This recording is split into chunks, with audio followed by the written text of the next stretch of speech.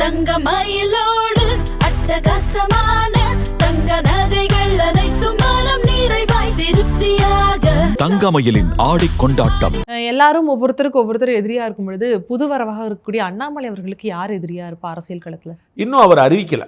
நம்ம வந்து அதில் வந்து we have to wait and watch. அவர் இன்னும் அறிவிக்கல. அவர் வந்து ரொம்ப ஸ்லோவாக ஸ்டெடியாக ஹிந்துத்துவ ஐடியாலஜிலிருந்து தன்னை டிஸ்டன்ஸ் பண்ணிக்க பார்க்குறாருங்கிறது ஒரு பிக்சர் கிளியராக தெரியுது. என்ன தெரியுதுன்னா, பாஜக என்றால் ஹிந்துத்துவா. அவர் வந்து உங்களுக்கு நினைவில் இருக்கும், அரவக்குறிச்சியில் வந்து ஒரு தேர்தலில் 2021 சட்டமன்றத்தில் போட்டியிட்ட போது அவர் வந்து ஒரு குறிப்பிட்ட இஸ்லாமியர்கள் அதிகமாக வாழக்கூடிய ஒரு குறிப்பிட்ட பகுதியில் வந்து பிரச்சாரத்துக்கு அனுமதி கொடுக்கல. அதாவது பாஜகவுடைய சட்டமன்ற வேட்பாளர் திரு அண்ணாமலைக்கு வந்து அந்த பகுதியில் அனுமதி கொடுக்கலன்னு சொன்னபோது அது என்ன பாகிஸ்தானான்னு கேட்டார். அதனால் பாகிஸ்தானா, நான் வந்து நாளைக்கு உள்ளே போகிறேன், யார் தடுக்கிறான்னு பார்த்துறேன், நான் இதை மாதிரி பல பேரை பார்த்தேன் அப்படின்னு சொல்லி சொன்னவர். உங்களுக்கு புரியுங்களா? அப்போ வந்து இன்னைக்கு என்ன சொல்கிறாரு, விகடனுடைய நிகழ்ச்சியில் என்ன சொல்கிறாரு, சம்ஹவ் எனக்கும் அது சிறுபான்மை மக்களுக்கு ஒரு டிஸ்டன்ஸ் வந்து கிரியேட் ஆயிடுச்சு இடையில. நான் வந்து காவல்துறை அதிகாரியாக எஸ்பியாக இருந்தபோதெல்லாம் நான் வந்து பல மசூதிகளுக்கு பல சர்ச்சைகளுக்கு நான் போயிருக்கிறேன், உரிமையாக போயிருக்கேன், அவங்களாம் என்னை வரவேற்பாங்க, அப்படி ஒரு ஃப்ரெண்ட்லி ரிலேஷன்ஷிப் இருந்தது. இங்கே சமூகம் வந்துருச்சுன்னா அது பிஜேபி மூலமாக குறிப்பிடுறார். அது பிஜேபியில் நான் இருந்ததுனாலங்கிறத மறைமுகமாக குறிப்பிடுறார். இந்த கோயில் நிலம் இந்த மாதிரி ஸ்டாண்டில் ஸ்லோவாக வந்து அவர் வந்து ஒரு டிஃப்ரெண்ட்டான ஸ்டாண்ட் எடுக்கிறார். கரூர் நிலத்தில் வந்து கரூரில் வந்து 3000 ஏக்கர் லேண்ட் வந்து 3000 பேருக்கு பட்டா கொடுக்கப்பட்டு இனாம் நிலம் வந்து மாற்றப்படுறதுக்கு விற்கிறதுக்கான தடையானை கிடையாதுன்னு அரசாங்கம் வந்து தன்னுடைய மேலே இருந்த ஹோல்டை வந்து அரசாங்கம் எடுக்கிறது. அறநிலைத்துறை அதுதான் சொன்னால் அறநிலைத்துறைங்கிற கட்டுப்பாடு ஒன்று இருக்கக்கூடாதுன்னு சொல்கிறது இதனால தான். இங்கே தான் அந்த கன்ஃபியூஷன் வருது. என்ன, கோவில் நிலம், கோவிலுடைய நிலத்தை சூப்பர்வைஸ் பண்ணுறேன் அப்படின்னு அறநிலைத்துறை உள்ள நுழையுது. அறநிலைத்துறை வந்து அரசாங்கத்துடைய அங்கமாக இருக்குது. அப்போ என்ன, கோவில் நிலமாக இல்லையான்னு வரும்போது அரசாங்கம் ஒரு முடிவு எடுக்குது. அரசாங்கம் முடிவு எடுத்து அறநிலைத்துறை சொல்லிடுது. அறநிலைத்துறை வந்து கோயில் நிலத்தை காட்டி கொடுத்துருது. நான் உங்களுக்கு திருப்பி சொல்கிறேன், இது ரொம்ப முக்கியமான கட்டம். கோயில் நிலம், அதை நான் காபந்து பண்ணுறேன், நான் வந்து பாதுகாக்கிறேன், உள்ள ஒருத்தர் நுழைகிறார், வாட்ச்மேன் செக்யூரிட்டி ஆடிட்டர்னு போட்டு ஒருத்தர் நினைகிறார். உள்ள நுழையிறவர், சரி ரைட் நீங்கள் செக்யூரிட்டி தானே பார்த்துக்குங்க அப்படின்னு அவர் வந்து அரசாங்கத்துக்கு ரிப்போர்ட் பண்ணுறவராக இருக்கார், அரசாங்கத்தோட ஒரு அங்கமாக இருக்கிறார். அப்போ அரசாங்கம் வந்து அது கோயில் நிலத்தை கொடு அப்படின்னு சொல்லி சொன்னோன்னே கோயில் நிலம் வந்து கொடுக்க போகிறது. இது உங்கள் ஓன் லேண்டே கிடையாது. ஒரு ஆடிட்டர் எப்படி நீங்கள் பொருள் ப்ராப்பர்ட்டியை உங்கள் ப்ராப்பர்ட்டி எப்படி விற்க முடியும்? ஒரு செக்யூரிட்டி எப்படி உங்களுடைய ப்ராப்பர்ட்டி விற்க முடியும்? வாட்ச்மேன்ட்ட சாவியவே கொடுத்துருப்போம். நம்ம சாவி ஏன்ட்ட இருக்குன்னு ஒரு ஓனர்னு சொல்லுவார். ஒருவேளை சாவி கொடுத்ததா ஏன்ட்ட தானே சாவி இருக்குன்னு சொன்னால் கூட சாவி உங்கள்ட்ட இருக்குன்னா நீங்கள் ஓனர்னு சொல்லிடுவீங்களா? லாக்கர் வந்து ஸ்டேட் பேங்க் ஆஃப் இந்தியாவில் லாக்கர் நம்ம வாங்கி வச்சுருக்கிறோம். அப்போ ஏன் என்னுடைய ப்ரிமிசஸ்குள்ளே தான் நகை இருக்குன்னு அவர் எடுத்துக்கிடுவாரா? என்னுடைய நகை உங்களுடைய லாக்கரில் இருக்குது, உங்களுடைய ப்ரிமிசஸில். அப்படி இருந்தால் அதெல்லாம் பொருந்தாத உதாரணம் உங்களுக்கு புரியிருக்கே சொன்னேன். ஸோ கோவில் நடம் கோயிலுடைய நன்கொடைக்காக நல்லதுக்காக நடத்தப்பட்ட விஷயம்.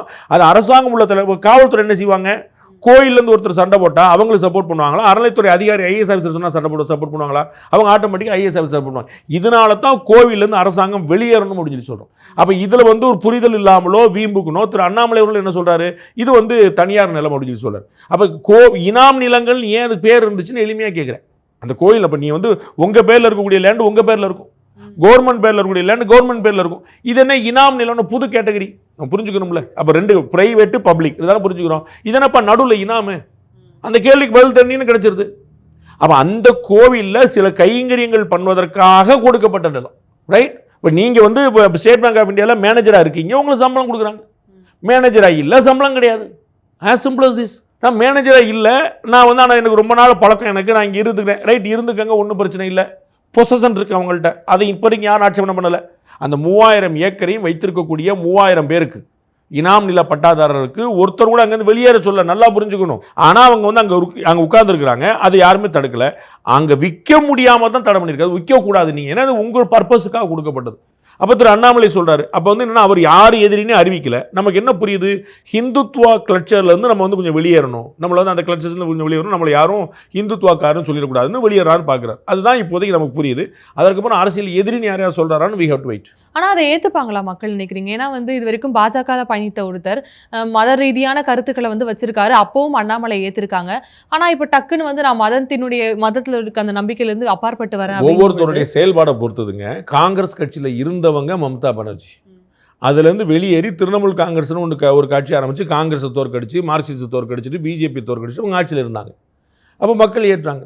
ஸோ அதனால் ஒரு கட்சியில் இருந்தார் வெளியே வந்தாருங்கிறக்கா ஏடிஎம்கேல இருந்தவர் டிஎம்கேல இருந்தவர் எம்ஜிஆர் வெளியில் வந்தார், டிஎம்கே தோற்கடிச்சு. ஏன்னாப்பா நேற்று வரைக்கும் டிஎம்கேல இருந்துட்டு கூடவே இருந்தால் இன்னைக்கு தெரியுது டிஎம்கேலாம் கெட்டவங்க, நாங்கள் மட்டும் தான் நல்லவங்க, தீய சக்திங்கிற வார்த்தையே சொன்னார் எம்ஜிஆர். அப்போ நேற்று வரைக்கும் கூட இருந்தீங்க, இன்னைக்கு திடீர்னு தீய சக்தின்னு சொல்லிட்டீங்க அப்படின்னு யாரும் கேட்கும். ஸோ அவங்க செயல்பாடை பொறுத்து அது வந்து ஏற்பாங்களா இல்லையாங்கிற பேர். ஸோ அந்த பிஜேபியில் இருந்தார், இன்னைக்கு மாறிட்டாருங்கனாலே முரண்பட்டு பேசுகிறான்னு சொல்ல மாட்டாங்க. அவருடைய செயல்பாடு பொறுத்து எப்படி இருப்பாரு, இவர் நல்லவர், பிஜேபி கெட்ட கட்சி, இல்லை பிஜேபி நல்ல கட்சி, இவர் கெட்டவர் அப்படின்னு ஒரு நிலைப்பாடு. இவர் டிபெண்ட்ஸ் அப்பான் ஹிஸ் ஆக்ஷன் முடிவு பண்ணுவாங்க. ஓகே, காலத்திற்கேற்ப அவர் வந்து அவருடைய நிலைப்பாடு மாறும் அப்படின்னு எடுத்துக்கலாமா? காலத்துக்கு ஏற்ப தான் எல்லா அரசியல்வாதி நிலைப்பாடும் மாறும். ஒரு அரசியல்வாதியில் எல்லாருமே காலத்துக்கு ஏற்ப தான் மாறுவாங்க. அதில் வந்து ஒன்றும் குழப்பமே இல்லை. நமக்கு வந்து புதுசாக மாறல. உங்களுக்கு ஒரு சிம்பிளான உதாரணம், நாகர்கோவில் கன்னியாகுமரி மாவட்டத்தில் கனிம வளங்களுக்கான அந்த மைனிங் அத்தாரிட்டியை வந்து தமிழ்நாடு கவர்மெண்ட் கொடுக்கணும். அதை கொடுக்கறதுக்கு எதிர்ப்பு தெரிவித்த கட்சி தாவேகா. தேர்தல் அறிக்கையிலேயே அதை அனுமதி கொடுக்க மாட்டோம்னு சொன்ன கட்சி தாவேகா. ஆட்சிக்கு வந்தோடனே ஒரு வருஷம் எக்ஸ்டென்ஷன் கொடுத்துட்டாங்க. புரியுதுங்களா? சென்ட்ரல் கவர்மெண்டோட சப்போர்ட்டோட மைனிங் நடக்குது. ஆனால் அதற்கு அனுமதி எதிர்ப்பு தெரிவித்து தாவேகா. ஆட்சிக்கு வந்தோடனே கொடுத்தாங்க. இதுதான் நிலைப்பாடு மாற்றம். உங்களுக்கு புரியுங்களா? ஸோ ஆட்சிக்கு முன்னாடி ஒன்று, ஆட்சிக்கு முன்னாடி அது சந்தர்ப்பம் பார்க்கல. அவங்களுக்கு வந்து ஆட்சியில் இருக்கிறதுக்கு முன்னாடி சில விஷயங்கள்லாம் புரியாது.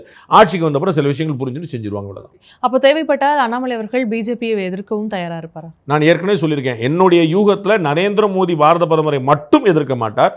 அமித்ஷா வரைக்கும் அவர் சேலஞ்ச் பண்ண ரெடியாவார்னு நான் நினைக்கிறேன். நான் 2020 அதாவது பாஜகக்குள்ள அவர் எப்போ ஜாயின் பண்ணாரோ அப்பவே வி த லீடர் அப்படிங்கிற ஒரு இயக்கத்தை உருவாக்கிட்டாரு.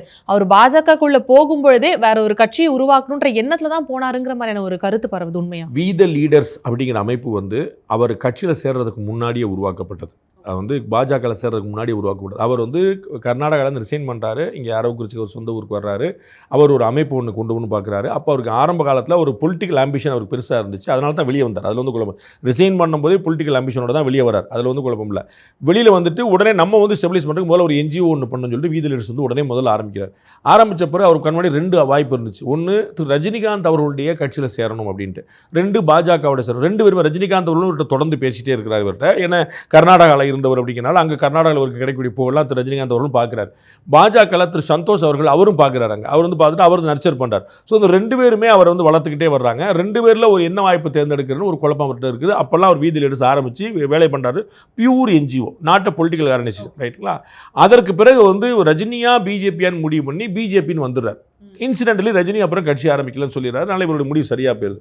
அதுக்கப்புறம் இப்போ ரிசைன் பண்ணிட்டு திருப்பி இந்த வி த லீடர்ஸை ரீமேம்ப் பண்ணுறார். அந்த வி த லீடர்ஸ் தொடர்ந்து இயங்கிட்டே தான் இருக்குது. அது இடையில நிப்பாட்டில் டாக்டர் பிரபு நினைக்கிறேன், if I am not wrong, அவர் தான் அதற்கான CEOவாக சீஃபாக இருந்துட்டு அது ரன் பண்ணிட்டே இருக்கார். இவர் கூட படித்தவர், MBBS டாக்டர். அவர் இவருக்காக வந்துட்டு அவர் கூட இருக்கார். அந்த ஆர்கனைசேஷன் லைவ்ல வச்சுக்கிட்டே இருக்கிறாங்க, இருந்துகிட்டே இருக்க தொடருது. இப்போ வந்து பொலிட்டிக்கல் பார்ட்டியாக மாற்ற போகிறேன், அதுக்கு வி த லீடர்ஸில் சேருங்கன்னு இதுக்கு வந்து பொலிட்டிக்கல் லுக்கு கொடுக்குறாரு. முன்னாடி வந்து இது வந்து வெறும் NGO மட்டும் இருந்துச்சு. இப்போ வந்து பொலிட்டிக்கல் பேக்ரவுண்ட் கொடுக்குறாரு. அதில் வந்து இந்த மெம்பர்ஸ்லாம் சேர்க்கிறார். ஸோ இந்த 2மே இருந்தது தான். இதில் கான்ஃப்ளிக்ட் ஒன்றும் கிடையாது. நமக்கு வந்து அதுலேருந்து வந்தாரே இங்கே போகலாமா, கான்ஃப்ளிக்ட் பொலிட்டிக்கலாக எந்த கான்ஃப்ளிக்ட் கிடையாது.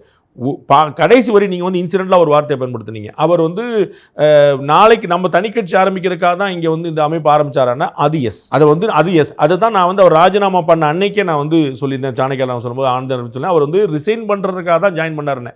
ஒரு ஒரு ஆக்சிமோரான் மாதிரி இருக்கும். அவர் ஜாயின் பண்ணதே ரிசைன் பண்ணுறதுக்காக தான் அப்படின்னு. அவருக்கு வந்து ஒரு நல்ல பயிற்சி வந்து தேவைப்படுது. அவர் எப்பயுமே என்னென்னா ஹோம்ஒர்க் பண்ணிட்டு செய்யணும்னு நினைக்கிறவர், டப்புன்னு எடுத்தவங்க செய்யக்கூடாதுன்னு நினைக்கிறார். ஏன்னா அவர் வந்து அவர் PSG காலேஜில் படிச்சுட்டு கேம்பஸ் இன்டர்வியூவில் பாஸ் பண்ணி வரும்போதே அவர் வந்து கேம்பஸ் இன்டர்வியூ எனக்கு வேலை வேண்டான்னு முடிவெடுத்தார். ஏன்னா நம்ம இந்த வேலைக்கு நம்ம வரலன்னு முடிவு எடுக்கிறார். அப்புறம் நம்ம வந்து ஒரு MBA படிக்கணும், நம்ம வந்து மேலே படிக்கணும் முடிவு பண்ணுறாரு. MBA போய் நார்த் இந்தியாவில் போய் படிக்கிறார். அப்போ படிக்கும் போதே பொலிட்டிக்கலாக வந்து இன்டர்ன்ஷிப் எடுக்கிறார். பொலிட்டிக்கலாக இன்டர்ன்ஷிப் எடுக்கிறதுக்கு தேமுதிகவுடைய இன்டர்ன்ஷிப் எடுக்கிறார்.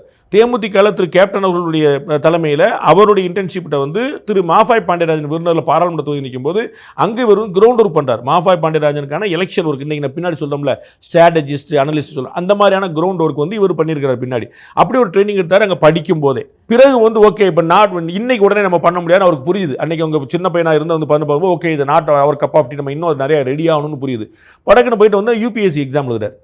UPSC எழுதிட்டு IPS ஆகிடுறாரு. ஒரு 10 வருஷம் அங்கே சர்வீஸ் பண்ணுறாரு. அதுக்கப்புறம் அவருக்கு வந்து right, this is the right and அவருடைய 37-38 வயசில் அவர் முடிவு பண்ணுறாரு, நம்ம வந்து இப்போ வந்துடலாம்னு சொல்லிட்டு இங்கே வந்துடுறாரு. ஸோ ப்ரிப்பேர்டாக வர்றாரு. அவருக்கு வந்து இந்த இடம் தான் அவருக்கு வந்து ஒரு நோக்கம். புரியுதுங்களா?